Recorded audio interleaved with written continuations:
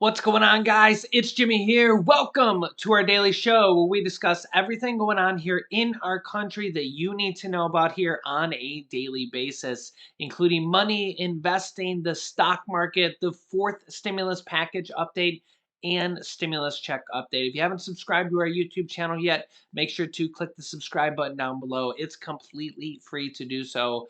And happy Father's Day weekend to each and every one of you guys. Hope you're having a fabulous Father's Day weekend.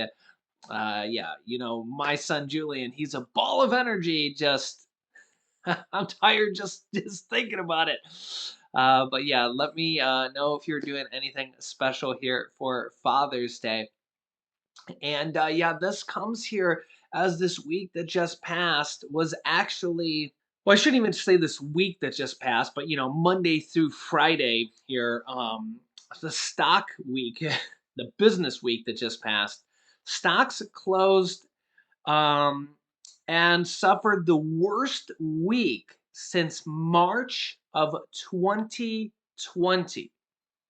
This is how bad the economy is suffering right now, at least according to Wall Street. And many people think we are in a new recession right now because of how bad inflation is. And we'll talk about how Congress is proposing new stimulus checks, new tax rebate checks, gas stimulus checks. I don't know what you want to call them here.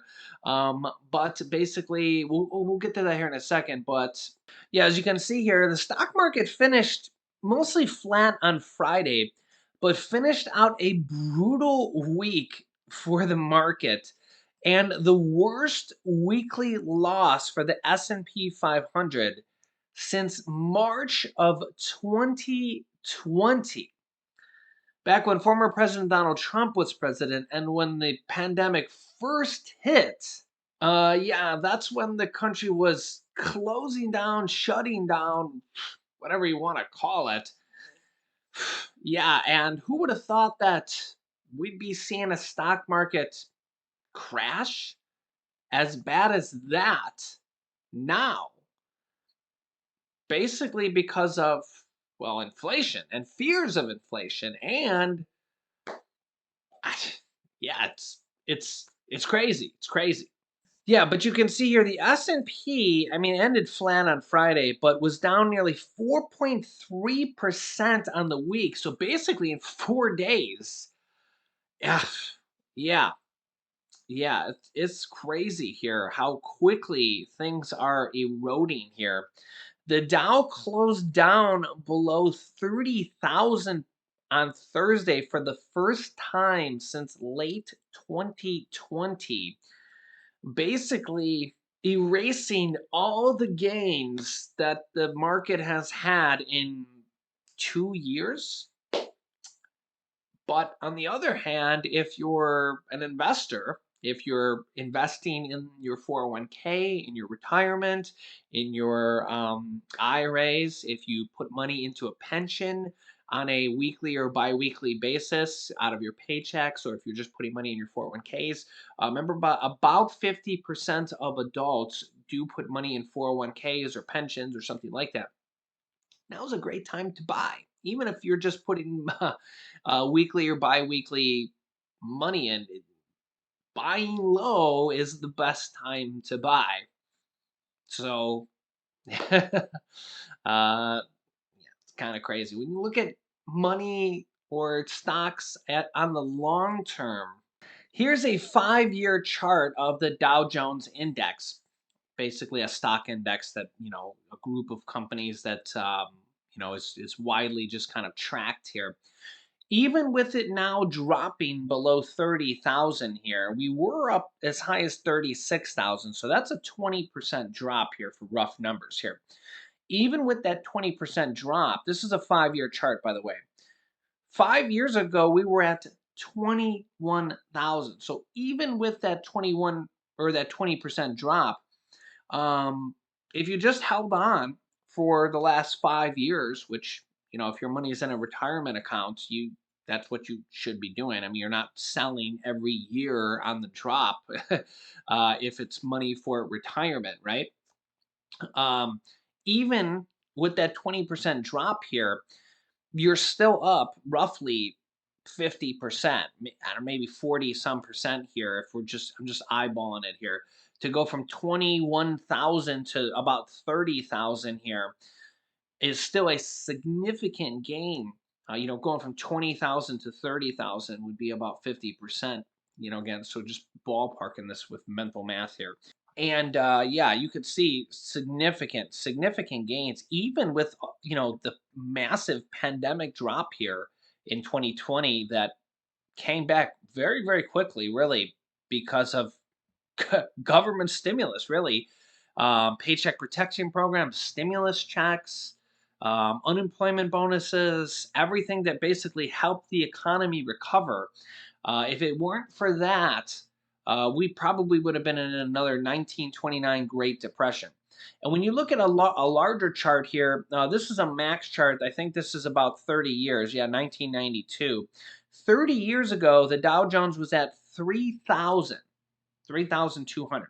So 3,000, now it's at 30,000, even after this, quote, significant drop. So, yeah, we are 10 times more 30 years later. So your money 10x'd. So if you're saving for retirement, if you're, letting your money grow for 20 years, 30 years, 40 years, something like that. I mean, like even me, I'm 41 years old. Even if I didn't have a dime saved right now and I wanted to save for retirement 30 years from now, I would be 71. So really it's a lot of people say it's never too late to start saving. So, you know what I'm saying? And if you look at that 30-year time frame, your money would 10x.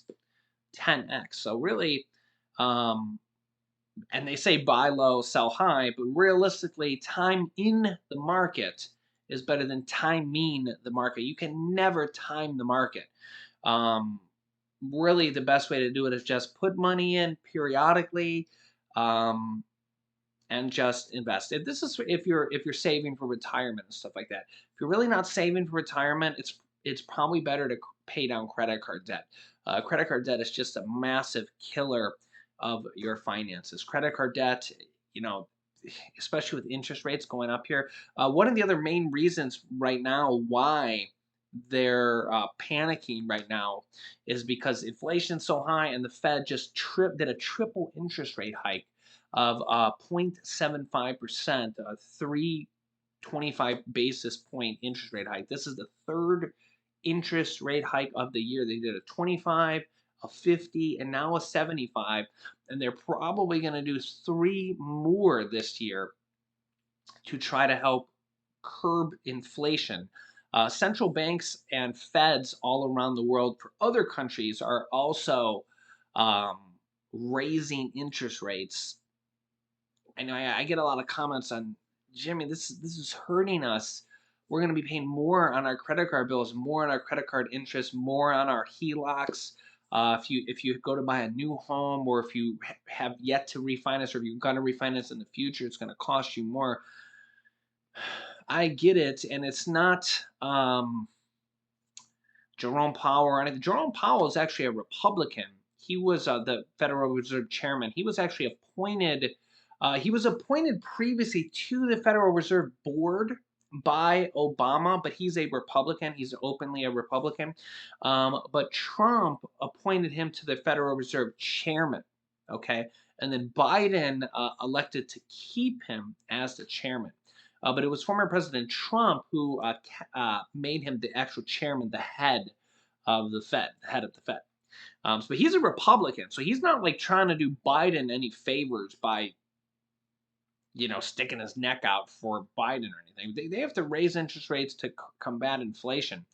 Whether or not it will combat gas prices is yet to be seen, because really a lot of people believe, and I kind of firmly believe as well, gas prices are just a function of the gas companies just charging what they want.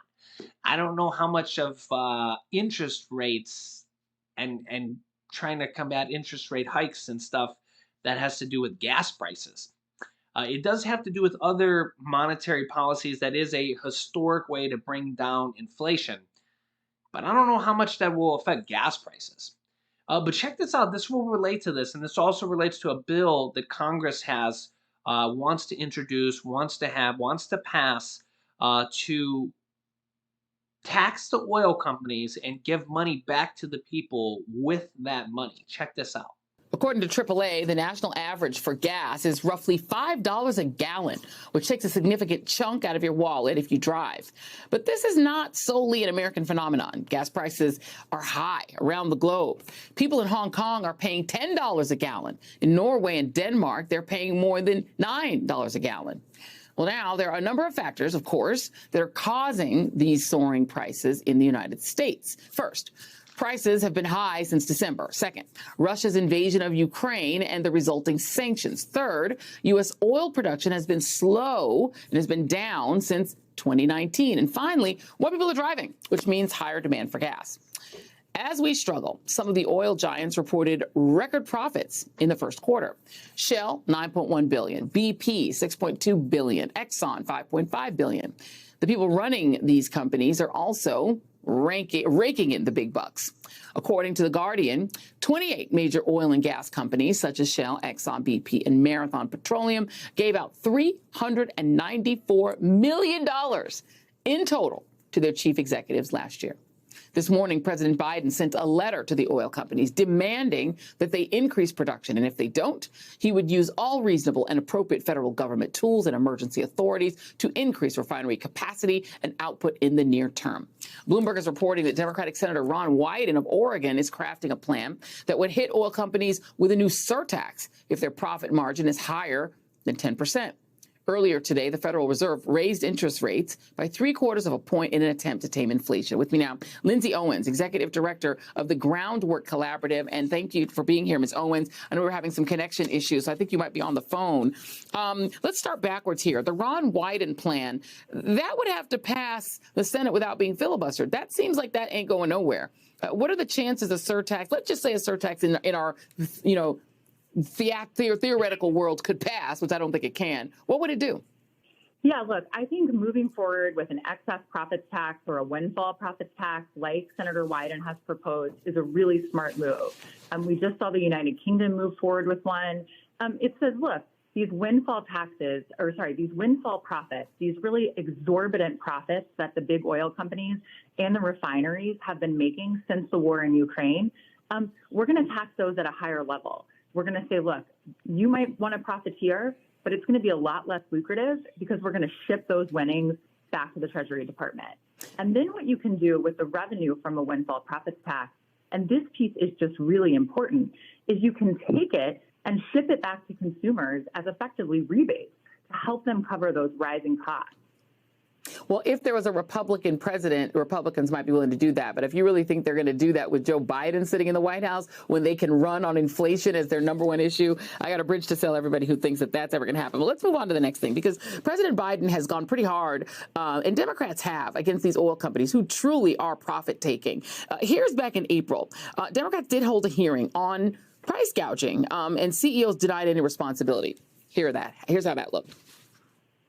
Our shareholders expect us to operate in a way that delivers a return on capital invested while providing additional value in the form of cash returns. No single company sets the price of oil or gasoline. Shell does not set or control the price that consumers pay. Your global CEO, Bernard Looney, recently stated, and I quote, that BP is literally, he says, literally a cash machine when oil prices are at this level. Gas prices need to go down. And while the rest of America is trying to make this happen, you all are trying to increase your record profits. Prices don't have to be this high.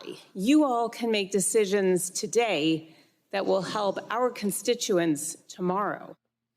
Oil companies are a cash machine when oil prices are at this level. That's true. What percentage of the problem are these CEOs, these companies that are profit taking at the expense of the consumer? Yeah, I think the real issue here is that companies are not willing to lift a finger to bring more production online. The reason for that is it costs money to refine more oil. It costs money to get refineries up online. It costs money to produce more oil. They're not interested in spending that money if they can sit back, kick their feet up, and just print money, profiting off the shortages that we're seeing because of the war in Ukraine.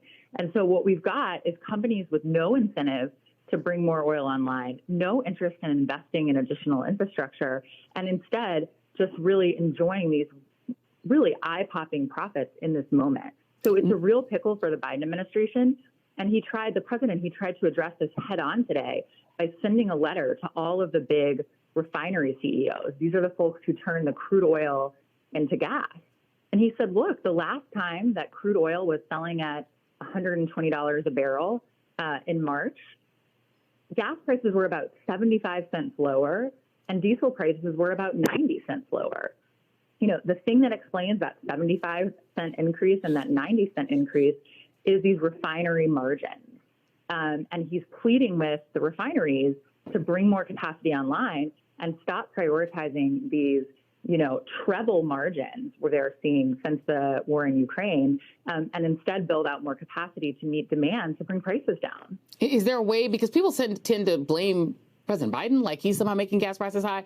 Is there some way he can make them do it? Is there some executive power he has to force more production or to force them to stop eating up all the profits and, you know, stop gouging the public? Yeah, I mean, I think his options are relatively limited, but he's got his job owning option, right, which he used today with his letter. He's also got the DPA, the Defense Production Act, in hope of bringing more oil online. He's tapped the Strategic Petroleum Reserve. He's doing some of the things that need to be done here. But refiners are going to have to play along. They're going to have to, and if they don't, how much higher could they go? The prices? Yeah, I certainly don't want to make any more predictions, but I think we are at a really critical and dangerous period where we have got to take the energy price increases that we're seeing seriously, or we could, really, start to get out of control here. Indeed. Yeah, so several things there. One, the last time gas prices or oil prices were at around $120 a barrel, gas prices were 75 cents less in the US. So they're charging us 75 cents more per gallon, even though oil prices are at the same level, around $120 a barrel. So that just goes to show you exactly what I've been saying, that they're just charging us at the pump whatever they want. They're just gouging us. So they're literally charging us 75 cents more per gallon every single time you fill up. So that means if you go and fill up a 20-gallon car, they're charging you $15 more every single time. I think that would be right. So 75 cents a gallon times 10 gallons would be $7.50. 20 gallons would be $15 every time you fill up a car. So a 20-gallon tank of gas for for a car, that would be $15 every time you fill up your car extra that the gas companies are charging over and above and beyond just because they want to charge you more. Yeah, and this doesn't even include the extra, who knows how much they've hiked oil prices in addition. It's just unbelievable, right? So the question here is, can Congress come together to pass something like the United Kingdom did? The United Kingdom just passed this, where they are going to now tax oil companies, the same oil companies. Guess what? It's the same oil companies. These oil companies, BP, Shell, Exxon, they're global. They work all over the world. They're not just here in the U.S. The United Kingdom is now going to tax them excess on their billions and billions of dollars of profits that they're making more than normal there, and they're going to redistribute it back to the people. That's right. In fact, I just did another video on it where I cover the details on that. I'll link you to that here in a moment, and they're going to be giving hundreds and thousands of dollars back to their people in the form of basically stimulus checks. Yeah, and the US can do that here as well. In fact, they just literally introduced a bill like that. So let me know your thoughts here on this. I'll keep you up to date here. This could be the next form of stimulus checks, gas tax, stimulus check, whatever they want to call it. So let me know your thoughts here. I'll keep you up to date. Make sure to subscribe down below. Also, I'm going to be doing a few less videos here for this weekend because of Father's Day. So don't be surprised when you see a few less videos. I don't know what the schedule is going to be yet, but I'm definitely taking a little bit of a break here this weekend. So I'm going to be having a couple more videos here coming this weekend, but they will be a few less. So keep that in mind. So happy Father's Day for you guys, and I will see you guys here in the next video. You can click here to see my video about the details of those checks that are going out in the UK and how much money they're getting from their taxes, the oil companies. And here's my latest details on the stimulus checks that have gone out in the US in multiple different states. So click on one of those videos next. Thanks for watching, guys. I'll see you in the next video.